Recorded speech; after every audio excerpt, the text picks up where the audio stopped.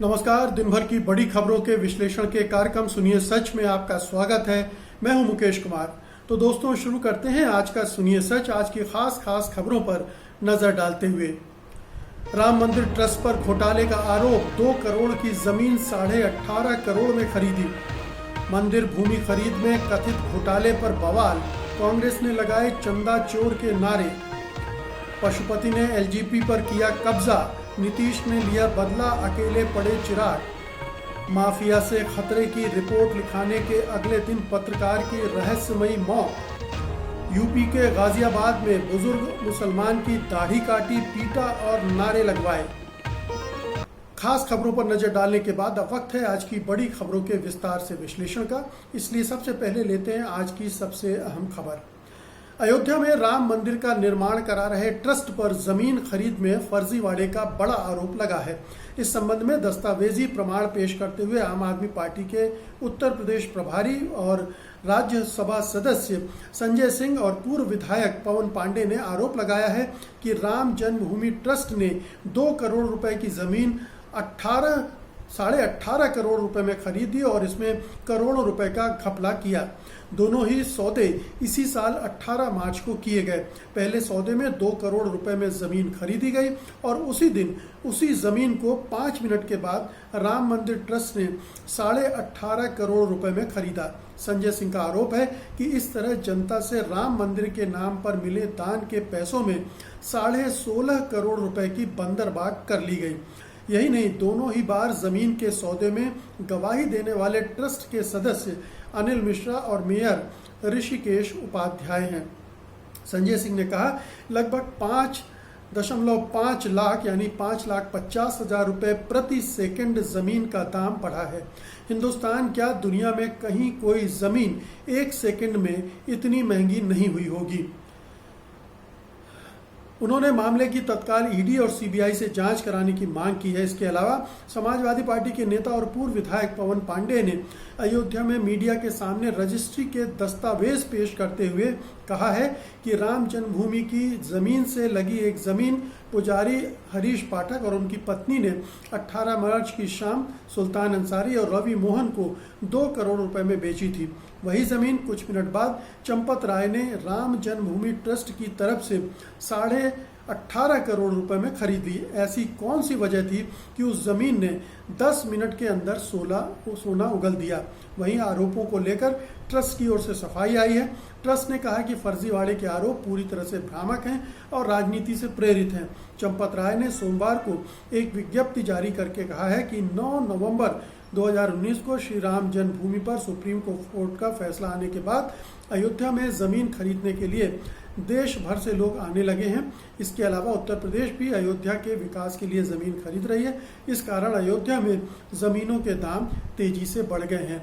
लेकिन चंपत राय ने जो सफाई दी है उसके पक्ष में उन्होंने कोई दस्तावेज, कोई कागजात पेश नहीं किए हैं और ऐसा अभी तक के जो कागजात चाहे वो संजय सिंह ने पेश किए हों या पवन पांडे ने पेश किए हों, वो सीधे सीधे इशारा कर रहे हैं कि ये खेल हो गया है। 16.5 करोड़ रुपए का इधर उधर खेल कर दिया गया है। अब आप देखिए कि जो अयोध्या के मेयर हैं ऋषिकेश, वो भी बीजेपी के हैं और उन्होंने दोनों ही का खरीदी के कागज़ पर दस्तखत किए हैं गवाह के तौर पर। तो ये और सिद्ध करता है कि बीजेपी के लोग इस पूरी डील में शामिल थे। ये अभी तक कागजात को लेकर बीजेपी के तरफ से या राम मंदिर ट्रस्ट की तरफ से कोई इनका खंडन नहीं किया गया कि एक दिन में यह डील हुई है या नहीं हुई है। 18 मार्च को दोनों डील कैसे हुई, इस बारे में कोई सफाई नहीं दी गई है। ये क्या पहली डील के बारे में दूसरी डील करने वालों को पता था या नहीं पता था, इसके बारे में भी कुछ नहीं कहा गया। तो इस पूरे प्रकरण से जुड़े जो भी सवाल उठे हैं उसके बारे में कोई विश्वसनीय जानकारी ट्रस्ट की तरफ से नहीं आई है।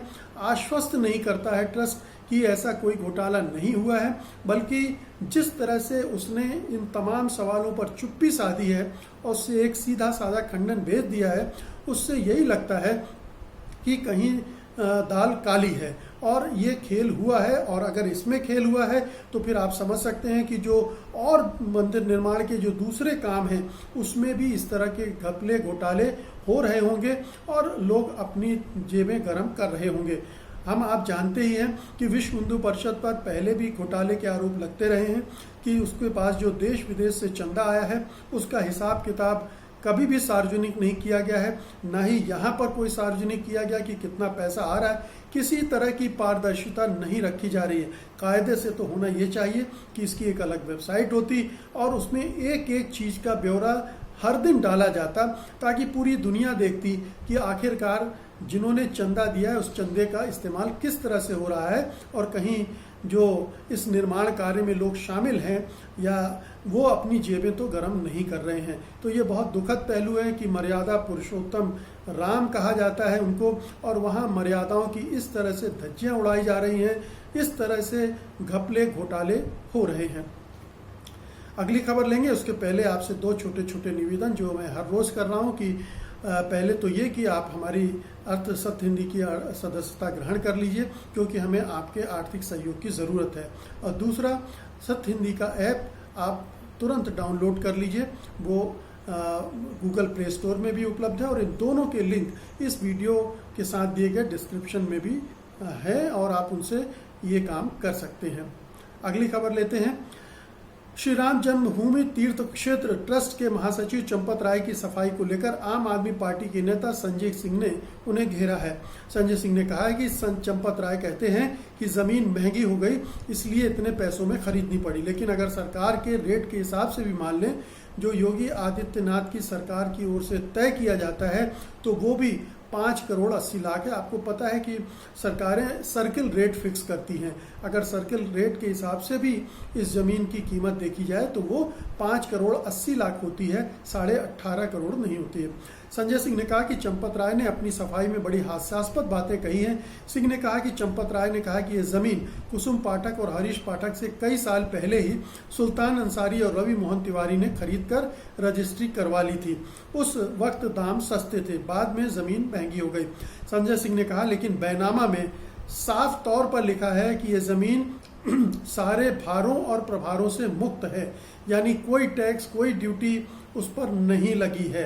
सिंह ने कहा कि अगर पहले पैसा लिया होता तो इस बैनामे पर उसका उल्लेख जरूर होता।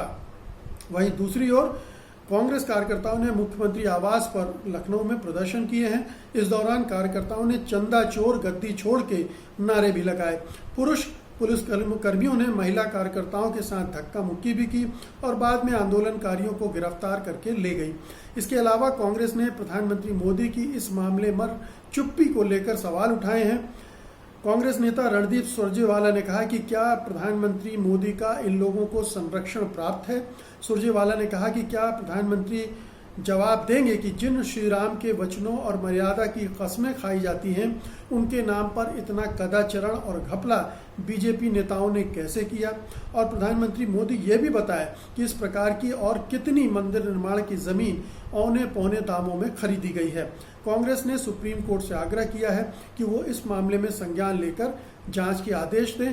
तो एक बार फिर से संजय सिंह ने जो चंपत राय की प्रतिक्रिया आई है या खंडन आया है उसके जवाब में जो सवाल पूछे हैं वो हमें उनके जवाबों का इंतज़ार है कि चंपत राय उनके बारे में क्या कहते हैं, क्योंकि बैनामे में अगर ये छूट सारे प्रभाव से मुक्त कर दिया गया था तो वो पिछली तारीख में तो नहीं ही हो सकता है जब मंदिर बनने का कोई घोषणा हुई थी ना हुई थी और ना कोई संभावना उस समय दिख रही थी, अगर ये डील बहुत पहले हुई थी तो ये सारा समझ में आ रहा है कि ये आपसी सेटिंग का खेल है और इसकी जांच होनी चाहिए, क्योंकि ये उन भक्तों के साथ धोखाधड़ी है जिन्होंने राम मंदिर में आस्था रखते हुए चंदा दिए थे। अब उस चंदे का दुरुपयोग अगर इस तरह से हो रहा है, उसमें लूट खसुट हो रही है राम के नाम पर, तो ये बड़ा दुर्भाग्यपूर्ण है। उनकी आस्थाओं को के साथ खिलवाड़ हो रहा है। उनकी जो छोटे छोटे लोग कितने मुश्किल से पैसे कमाते हैं और उसमें से आस्था के नाम पर ये दान देते हैं, और उसके साथ अगर इस तरह से छेड़छाड़ की जा रही है तो इसे क्षमा नहीं किया जा सकता है। अगली खबर का रुख करते हैं। लोक जनशक्ति पार्टी यानी एलजेपी में अंदरूनी टूट हो गई है। पार्टी के 6 में से 5 सांसदों ने बगावत कर दी है। इस घटनाक्रम के बाद चिराग पासवान पार्टी में अकेले पड़ गए हैं। सोमवार को चिराग पासवान पशुपति पारस से मिलने उनके दिल्ली स्थित आवास पर पहुंचे, लेकिन उन्हें काफी देर तक आवास के बाहर ही इंतजार करना पड़ा। बहुत मुश्किल से चिराग को आवास में एंट्री मिली और 1 घंटे बाद वो वापस लौट आए। इस बीच पशुपति पारस को एलजेपी संसदीय दल का नेता चुन लिया गया है। उन्होंने एलजेपी के 5 सांसदों के साथ जाकर लोकसभा स्पीकर ओम बिरला से मुलाकात की है। बगावत करने वाले 5 सांसदों में से चिराग पासवान के चाचा पशुपति पारस, उनके बेटे प्रिंस राज और 3 अन्य सांसद चंदन सिंह, वीणा देवी और महबूब अली कैसर शामिल हैं। इन सांसदों का दावा है कि वे ही असली लोक जनशक्ति पार्टी हैं। पशुपति पारस ने सोमवार सुबह की गई एक प्रेस कॉन्फ्रेंस में कहा कि हम एनडीए गठबंधन में बने रहना चाहते हैं, लेकिन एनडीए से बाहर निकलकर बिहार विधानसभा का चुनाव लड़ा गया। उन्होंने कहा कि चिराग चाहे तो पार्टी में बने रह सकते हैं। पारस ने कहा कि मैंने पार्टी तोड़ी नहीं है, बल्कि पार्टी को बचाया है। उन्होंने कहा कि हम एलजेपी को बरकरार रखेंगे। पारस ने कहा कि 5 सांसदों ने रविवार रात को लोकसभा स्पीकर से मिलकर उन्हें इससे संबंधित पत्र सौंप दिया है। उन्होंने कहा कि हम लोग जेडीयू में नहीं जा रहे हैं और एलजेपी एनडीए गठबंधन में बनी रहेगी। तो ये बड़ा दिलचस्प है कि चिराग पासवान ने पिछले विधानसभा चुनाव में नीतीश कुमार के खिलाफ जबरदस्त मोर्चा खोला था और ये माना जा रहा था कि बीजेपी के इशारे पर उन्होंने ऐसा किया है। बीजेपी के नेताओं की वो लगातार तारीफ कर रहे थे। बीजेपी के खिलाफ उन्होंने कैंडिडेट नहीं दिए थे और नीतीश कुमार ने की पार्टी ने जितनी भी सीटों पर चुनाव लड़ा था, हर जगह उन्होंने कैंडिडेट दिए थे। तो साफ था कि वो बीजेपी के हाईकमान के इशारों पर नीतीश कुमार को, उनकी पार्टी को नुकसान पहुंचाने का खेल खेल रहे हैं और उस वक्त वो इस खेल में कामयाब हो गए थे। नीतीश कुमार को उन्होंने बहुत लगभग आधी सीटों पर पहुंचा दिया था और उससे नीतीश कुमार का वजन गठबंधन में कमज़ोर पड़ गया था। लेकिन कहते हैं कि वक्त सबका आता है और अब नीतीश कुमार ने अपनी चाल खेल दी है। उसने एलजेपी के अंदर ही फूट करवा दी है। चिराग पासवान को कहीं का नहीं छोड़ा है। उनके चाचा ने पार्टी पर एक तरह से कब्जा कर लिया है, दावा ठोक दिया है और शायद केंद्रीय मंत्रिमंडल में अभी जो फेरबदल होने वाला है उसमें ये संभावनाएं जता जा रही थी कि चिराग पासवान को उसमें मौका मिल सकता है, जगह मिल सकती है। लेकिन अब पशुपति पारस के 5 सांसद हैं, वो चाहेंगे कि उन्हें मौका मिले और अगर उनको मौका नहीं दिया जाता है तो जाहिर है कि वो फिर दूसरा खेल खेल सकते हैं। दूसरी बात ये भी है कि बेशक एलजेपी को उन्होंने अपने हाथ में रखा है, लेकिन उनका तालमेल जेडीयू के साथ है। जेडीयू के साथ वो मिल चुके हैं। इसलिए अगर बीजेपी ये सोच रही है कि उनको दरकिनार करके और चिराग पासवान को तवज्जो देकर वो कोई खेल खेल लेगी, तो ये भी उसकी गलतफहमी दूर हो जानी चाहिए। तो ये नीतीश का दांव है। नीतीश ने बदला ले लिया है। चिराग पासवान अब कहीं के नहीं रहे हैं। वो वैसे भी अपने पिता के दम पर कूद रहे थे। पिता ने जो राजनीतिक आधार बनाया उसका इस्तेमाल कर रहे थे। उनका अपना किया धरा कुछ भी नहीं है। ना उन्होंने कभी संघर्ष किया, ना सड़कों पर उतरे और ना ही अब अकेले में अब वो क्या कर सकते हैं। क्या ये देखने की बात होगी कि पार्टी को वापस वो अपने पास ले पाते हैं, नहीं ले पाते। संभावना कम लग रही है क्योंकि उनका एकमात्र विधायक भी पार्टी छोड़कर नीतीश कुमार की पार्टी में जा चुका है। तो ये बड़ी दिलचस्प स्थिति बिहार में बन चुकी है।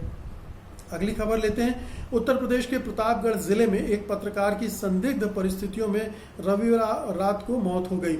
इससे एक दिन पहले ही पत्रकार ने अपनी एक रिपोर्ट से शराब माफिया के नाराज होने और उससे जान के खतरे की आशंका जताई थी। इसको लेकर उन्होंने पुलिस से सुरक्षा की मांग भी की थी। हालांकि अब प्रतापगढ़ पुलिस ने कहा कि पत्रकार की सड़क दुर्घटना में मौत हुई है। पुलिस का कहना है कि पत्रकार की बाइक हैंड पंप से टकरा गई और बाद में अस्पताल में उनको डॉक्टरों ने मृत घोषित कर दिया। लेकिन सोशल मीडिया पर तो उनकी मौत पर सवाल उठाए जा रहे हैं। कांग्रेस नेता प्रियंका गांधी ने भी शराब माफिया से पत्रकारों को खतरे को लेकर सरकार पर निशाना साधा है। ये मामला प्रतापगढ़ में एबीपी न्यूज और एबीपी गंगा से जुड़े पत्रकार सुलभ श्रीवास्तव का शव मिलने का है। वहीं पत्रकार की मौत के मामले में उनकी पत्नी ने हत्या की आशंका जताई है। सुलभ की पत्नी ने बताया कि उनके पति के पीछे शराब माफिया पीछे पड़ा हुआ था। पत्नी रेडको ने आगे कहा कि उनके पति ने अपनी सुरक्षा के लिए गनर की मांग भी की थी। खबर है कि दिवंगत पत्रकार की पत्नी की शिकायत के बाद अज्ञात व्यक्तियों के खिलाफ हत्या का मुकदमा दर्ज कर लिया गया है। लेकिन जिस हालत में सुलभ श्रीवास्तव की डेड बॉडी मिली है, लाश मिली है, जिसमें कपड़े इधर उधर हैं, पैंट खुला हुआ है, शर्ट भी खुली हुई है, ये अनुमान लगाया जा रहा है कि ये दुर्घटना नहीं थी, ये हत्या थी और इसको दुर्घटना के रूप में प्रस्तुत किया जा रहा है। तो ये घटना कई चीज़ों को रेखांकित करती है। एक तो जो शराब माफिया है वो कितना मजबूत है और उत्तर प्रदेश सरकार के तमाम दावे झूठे हैं कि उसने उत्तर प्रदेश से माफिया का सफाया कर दिया है। दूसरी बात यह है कि उत्तर प्रदेश में पत्रकारियों के लिए हालात कितने कठिन हैं, कितने दुष्कर हैं, उनको सरकार से किसी तरह का भी सुरक्षा संरक्षण नहीं मिल रहा है और अपराधी उनकी जान को लेने में तनक भी हिचक नहीं रहे हैं। तो ये उत्तर प्रदेश के कानून व्यवस्था की बात करता है, जंगल राज की बात करता है, योगी के और उनके पूरे सिस्टम की नाकामी की तस्वीर हमारे सामने रखता है। आज की अंतिम खबर लेते हैं। जैसे जैसे उत्तर प्रदेश विधानसभा चुनाव नज़दीक आते जा रहे हैं, मुसलमानों पर अत्याचारों की खबरों में भी इजाफा हो रहा है। कहीं मस्जिद को तोड़ा जा रहा है तो कहीं करनी सेना के नेता खुलेआम मुसलमानों को मारने की धमकी देते हुए दिखते हैं।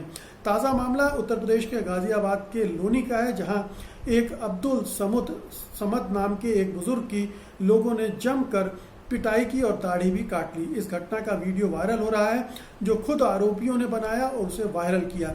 वीडियो में देखा जा सकता है कि बुजुर्ग उन लोगों से हाथ जोड़कर मिन्नतें कर रहा है।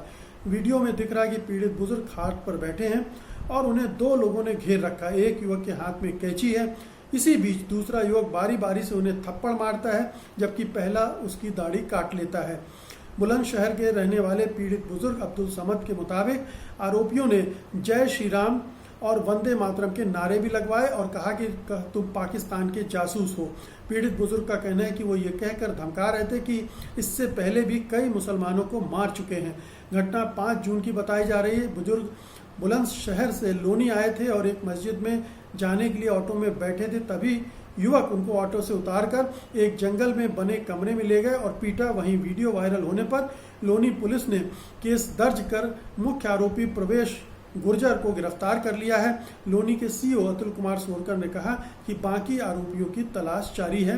तो उत्तर प्रदेश में इस तरह की वारदातें लगातार बढ़ रही हैं और इसका एक पूरा राजनीतिक प्रयोजन है, क्योंकि उत्तर प्रदेश की योगी सरकार बहुत अलोकप्रिय हो गई है। उसे लग रहा है कि इस चुनाव में जीतना मुश्किल है।